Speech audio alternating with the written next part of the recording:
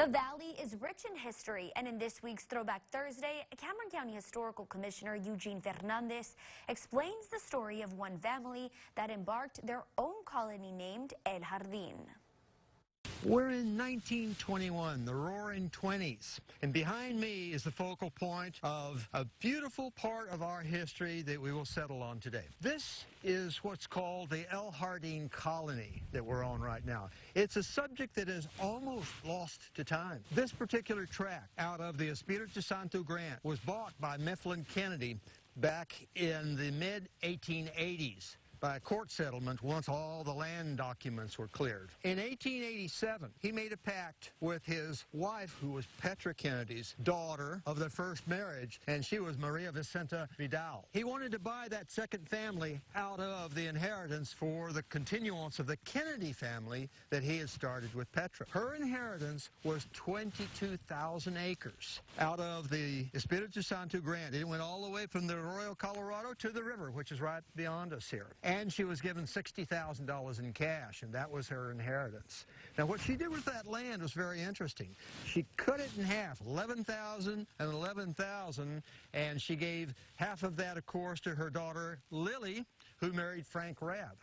And the other half was to the Starks, because Maria Vicenta was married to Frederick Stark. Now, when Lily came up at the point of being married, she was joined, it was a family-arranged affair, mind you, with Frank Rabb. Frank Rabb was larger than life. This was their house, but this was the house that Maria Vicenta Stark built. When Maria Vicenta built this house, the river was right over there. I could throw a stone and I could hit the river. Hence, you have that big observation peak on the top of the house here. They could look out and they could see the riverboats coming up and down the river.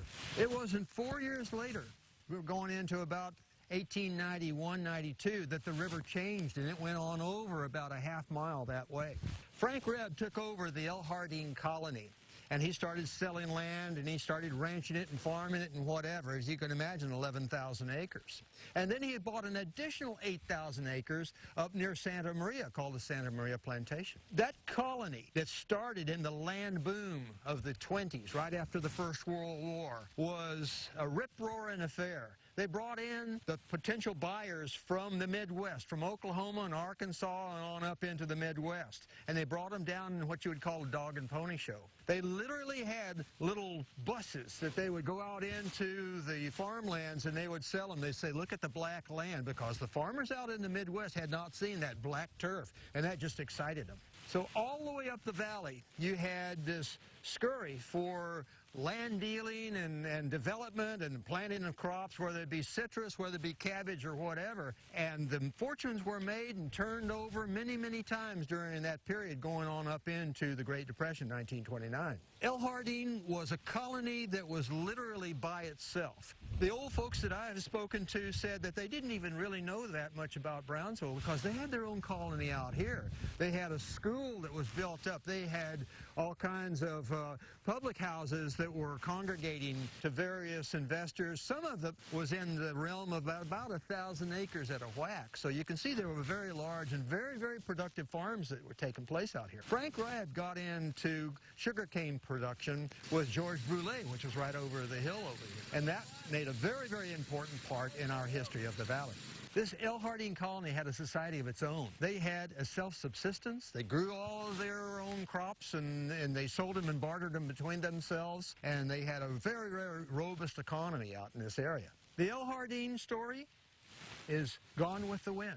There are very few people out there today, the old-timers even, that can tell you what it was like, the bustle that was out here, and the camaraderie that they had with the families of this area.